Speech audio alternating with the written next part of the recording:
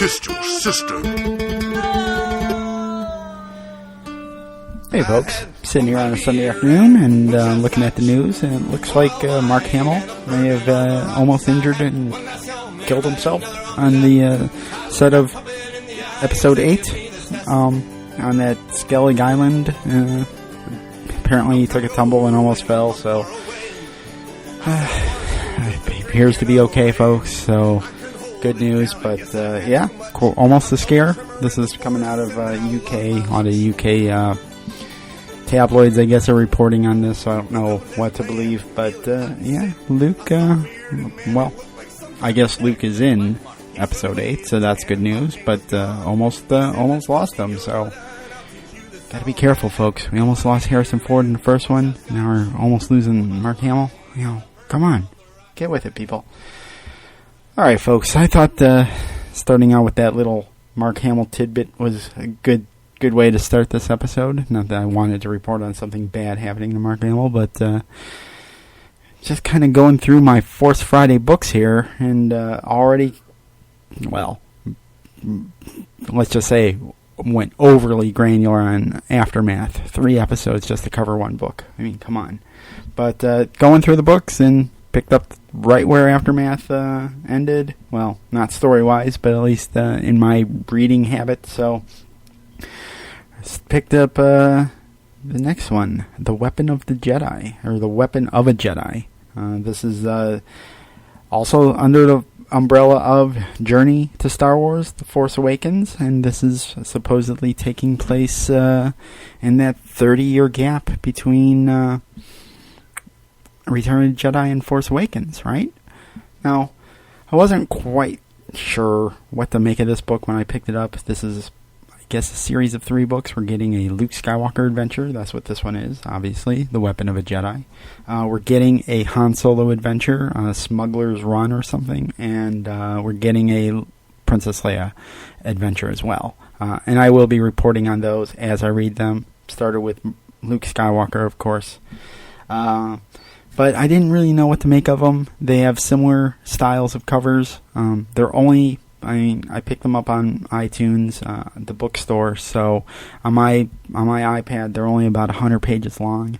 They're labeled as junior novels or young adult novels. I don't know quite exactly what that means, because reading this first one, it didn't appear like it was on any kind of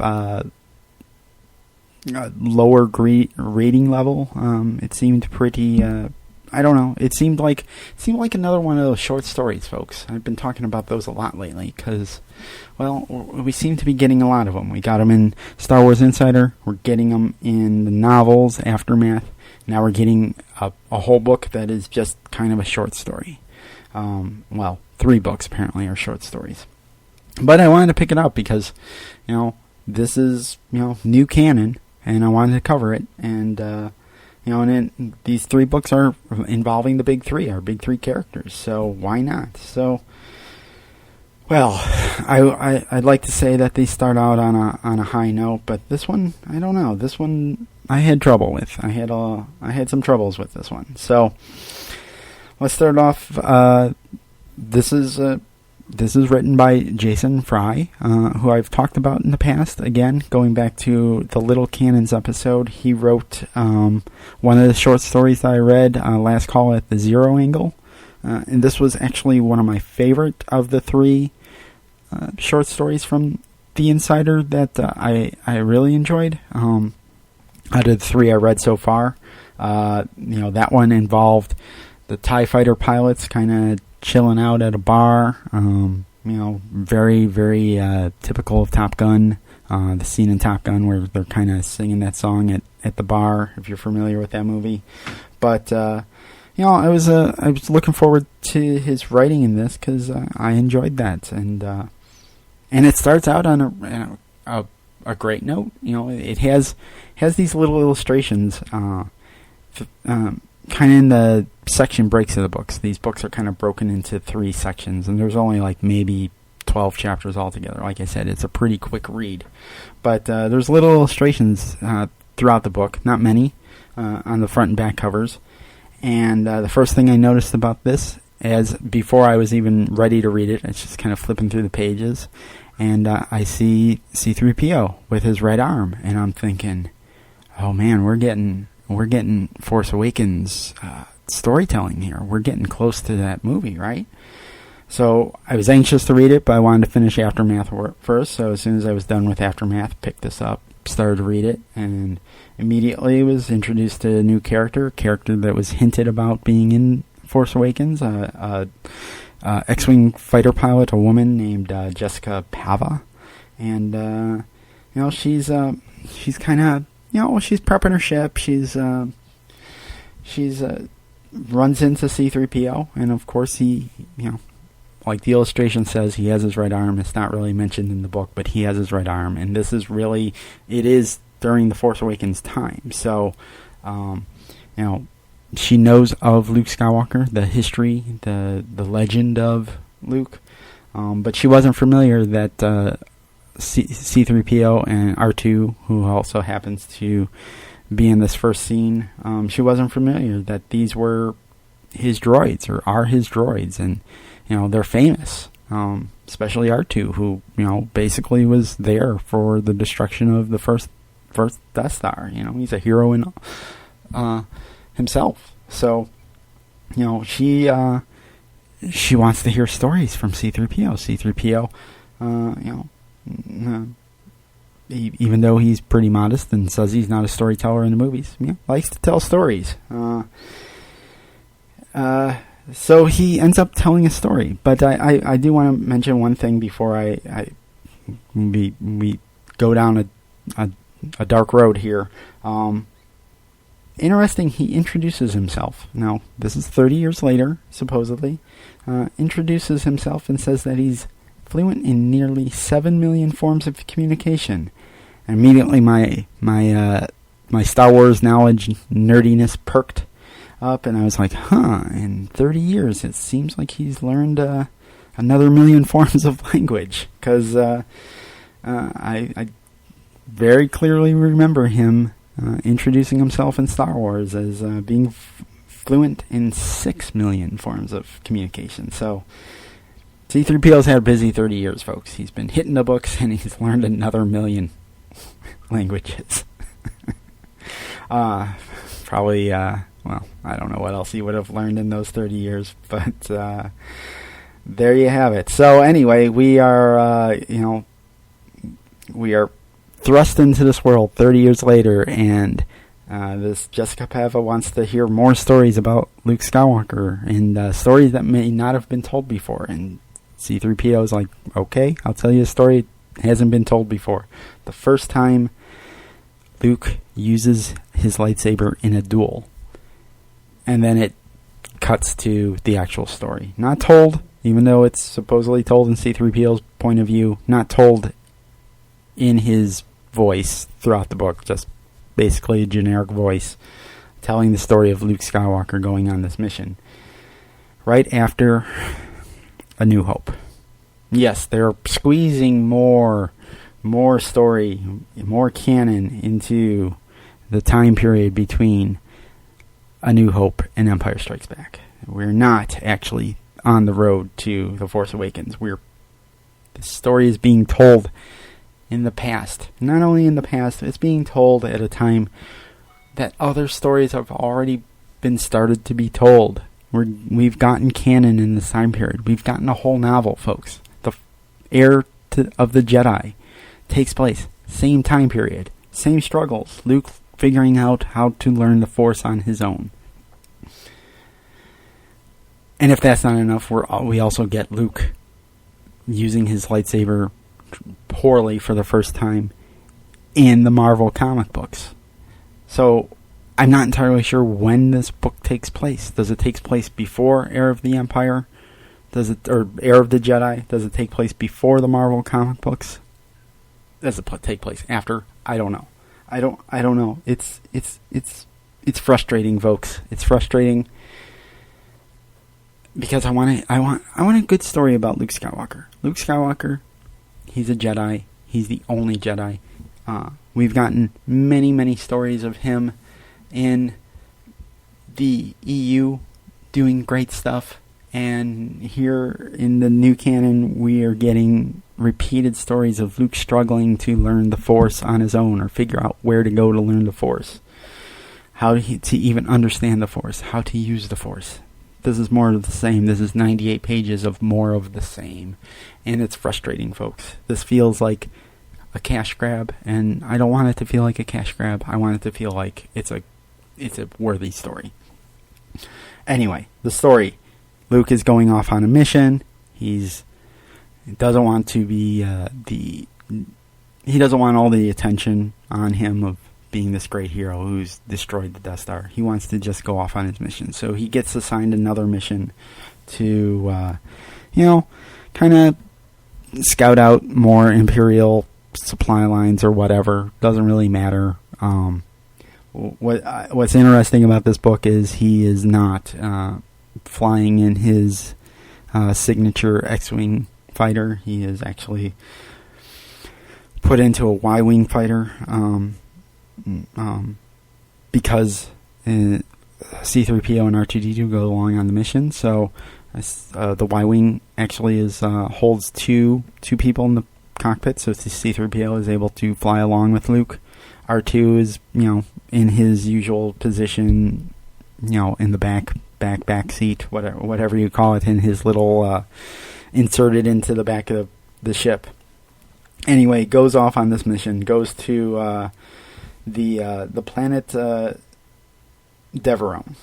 Now, Deveron, we know the Deveronians. These are these devil-looking guys. We get, we have we see him, the Deveronians. We see the one guy in the Cantina in A New Hope, and then have since been inserted throughout the EU, and even in canon, one shows up in Rebels, kind of as as an underground boss. So familiar with this, but anyway, Luke is, kind of goes to Deveron, gets in an entanglement with Imperials, starts to leave Deveron, but he feels a call, something drawing him back to the planet, and he's not quite sure, but he thinks it's a Force call. So he ends up, long story short, he ends up turning around and going back to Deveron. He also has to get some maintenance on his ship, so he lands there, and he meets a mechanic right away, a guy named Kivas, who has a daughter named Farnay. They seem like up and up do-good people, and they're willing to, kind of cover up his ship, do the repairs, and Luke kind of goes and wanders off to meet the locals with R2 and C-3PO, and from there, he starts to feel where this calling is coming from. It's coming from these towers. These towers are called the Towers of Edith. Edith, and another one of those Star Wars spellings with double letters in it, but I'm going to pronounce it Edith. And he kind of goes undercover. He calls himself Marcus so and so. And folks, if I'm skipping the details on this, is because there's not a lot for me to be going into great detail on this book. If this book really truly matters, I would have covered it way more extensively, as, for example, how I covered Aftermath. This isn't that book, right? So anyway, he's undercover as Marcus. He's says he's a hyperspace scout, and he wants to hire a guide to explore this planet, very jungle-like planet. And he wants to explore these towers, and nobody will take him up on it. The towers are forbidden. Nobody goes there. They're bad. Sorcerers used to hang out at these towers, so there's some bad juju going on at these towers, and I'm like, great, we're gonna, Luke's gonna stumble across the Sith temple or something. This is exciting, right? Good setup. Folks, it doesn't happen, right? He hires a guide, after being turned down by some guides, he ends up hiring a very questionable guide by the name of Sarko Plank. Now, Sarko Plank, this is an interesting character. This is our tie to The Force Awakens. This is the only thing that's really puts this in as the journey to The Force Awakens, because Sarko Plank, we actually have seen this character, folks. We've seen him in some of, I believe, the Vanity Fair photos that were published a few months ago. He's in the background there. Since then, Force of Friday, we've got leaked, or we had leaked action figures. I don't know if this figure came out. I wasn't able to get my hands on him, but Sarko Plank is a figure, kind of a alien creature, has a face covering, a mask, has a breathing apparatus, wears like red robes. Not really, the most trustworthy looking character. Looks like an evil dude.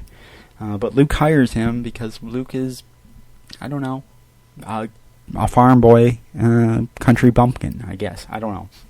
Hires him to go to these temples or these towers, and Sarko Plank has some ulterior motives. He wants to, use Luke to get into these temples, which people have not been able to get into, and basically loot them for whatever treasures are in there, or treasures he believes are in there, and he's going to use Luke in any way he can to get to them. So he lets Luke kind of go off into the temples, these towers, and they never say if they're Jedi temples, they never say if they're Sith temples, but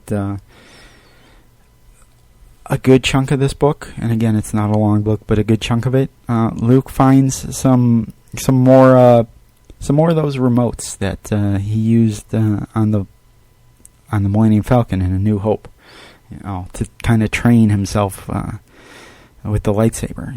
We're all familiar with that scene on the Millennium Falcon where he's, wears the helmet with the blast shield down, and the little floating remote is zapping him, and Han's laughing at him, and Ben is encouraging him, and folks, this book is just pages and pages of more of that, except instead of one remote, it's two, and instead of two remotes, it's three, and it's Luke trying to figure out how to use the Force on his own, because he has no time. He has no teacher. He's just trying to figure it out on his own. And he thinks he, can use the Force because he's mastered, dodging the laser, using the lightsaber to kind of deflect the shocks that are coming off of these remotes. And I don't know if that's the Force or if that's just good reflexes. I don't know. It seems a little, dare I say it, delusional of Luke to be assuming that he learns the Force just because he's able to predict a remote's programmed shocks. Like, I would think there's a pattern that they're probably following, and he's just mastered the pattern. I don't know. It seems silly. But there's also a lever that Luke is trying to use the Force to open. And this is where I question, like, he can't use the Force. He's not able to use the Force to move this lever. I question, where does this story fall in? Is this before Heir of the Jedi or after? Because in Heir of the Jedi, he was trying to use the Force to move a noodle, right? And he's able to move his limp noodle, and I say his limp noodle because honestly, I was reading this and I was like, is this like, are they trying to infer that Luke is impotent? He's moving limp noodles. He can't get his lever up. Like, I don't know. I don't know what to make of these stories, folks. But as it turns out, the Sarko Plank, who has been telegraphed very, very bluntly, he's a bad dude, right? He comes back once Luke is in the temple, in the towers, and he comes back and he attacks Luke, and he's got one of those one of those lightning pikes that I think we saw in Revenge of the Sith. General Grievous's droid minions were using these pikes with purple lightning at the end of it. Seems like Sarko Plank is using this as well. He's attacking Luke with it, and it does live up to the promise. This is Luke's first duel with a lightsaber. He's kind of fighting off Sarko Plank. Manages to defeat him in the end. Spoiler alert, folks. He defeats Sarko Plank, and throws him kind of down a pit further into these towers, and presumed dead, right? But we all know he's not dead because he shows up 30 years later in The Force Awakens. So, the book kind of ends. The mechanic's daughter at the beginning, Farnay. She comes back. She was kind of following Luke the entire time, against her father's best wishes. Being a rebellious teen, and she kind of saves Luke's life a little bit. She helps Luke defeat the Sarko Plank, and that's it, right? The story ends, and it's like, oh, Luke has this good, he has this success. He wins a fight with he defeats his enemy, right?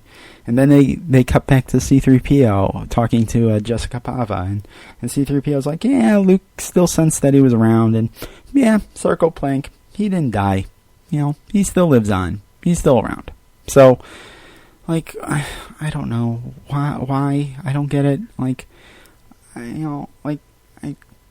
if this is a book for kids, it's even more offensive. Like, don't talk down to kids. Kids are intelligent. This is a finely written book, but it just doesn't go anywhere, folks. It's just kind of I don't know. I don't want to end on a bad note. So I will give you two things that I liked about this book. Ben Kenobi is in it. We hear Ben's voice again. We hear Obi-Wan talking to Luke. I think this is great. I think that, what they're going to do with Obi-Wan as a Force Ghost, all the Force Ghosts talking to Luke in the future, in The Force Awakens and beyond, is still a question up in the air. I feel like the canon novels, as well as the old EU, kind of really shied away from Obi-Wan talking too much to Luke. But having Obi-Wan talk to Luke through the Force kind of help guide him on his journey outside of the movies. I like that. I like that they take that risk of, okay, let's give Luke a little bit more guidance, because he doesn't really know what he's doing, and he doesn't know to go to Dagobah yet. So I like that. Good. Bringing Obi-Wan back into this. Also, I like this. I thought this was great. I almost named this the title of this episode this, but in the duel between Sarko and Luke, Sarko is kind of taunting Luke. He calls Luke nobody's Padawan. He's like, you're not a Jedi. You don't even have a teacher. You're nobody. You're nobody's Padawan. I like that title for Luke. At this point in the story, he truly is nobody's Padawan. He doesn't have a teacher. He doesn't. He's lost Ben. He hasn't found Yoda yet. He's off on his own. It's a fitting title for him at this moment in the story, and maybe it's something that'll kind of come up again. I like that. So there you have it, folks. Two things out of 98 pages that I wish it gave us a little bit more. It's I don't know, these books, they do feel like they're treading water a little bit. That a lot of the content that's coming out, they're afraid to go too far into what's going to happen in The Force Awakens. They don't want to give us too much. I respect that, but would hope that these books give us more. I don't know. I'm going to pick up the Han Solo book next. I'm excited for that one.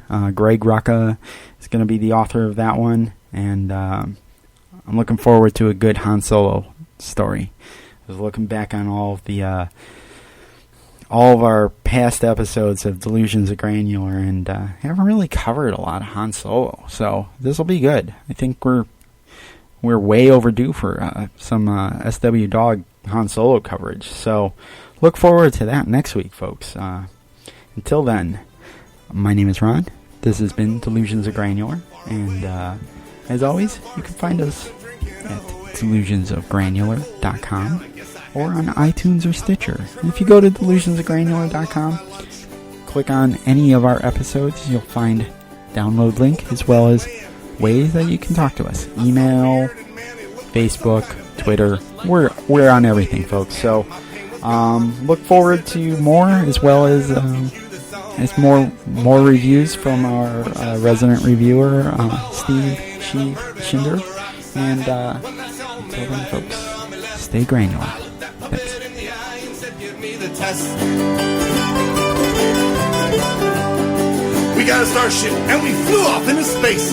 He said his name was Obi-Wan, there was no time to waste. I have to get you trained before it's too late. So drink this bottle of whiskey and don't give in to hate.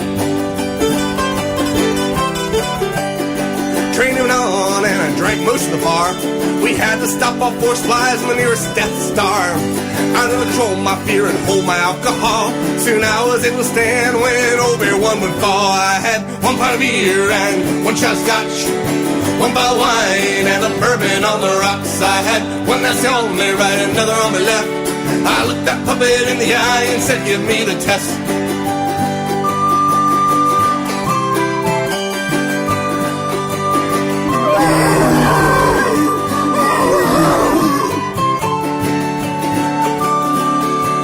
Laugh it up, fuzzball. These aren't the bards you were looking for.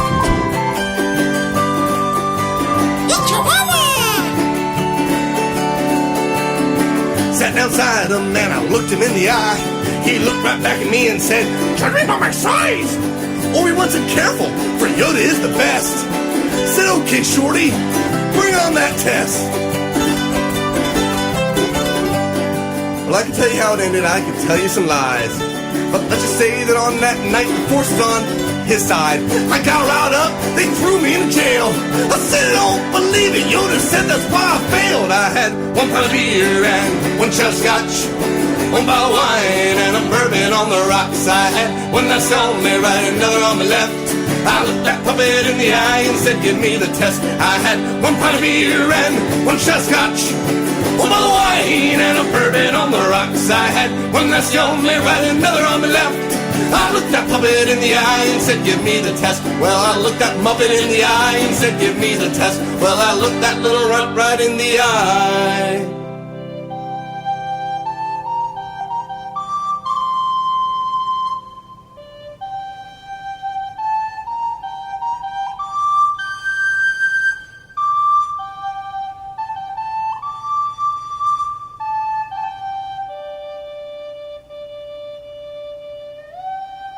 The Force should be with you, always.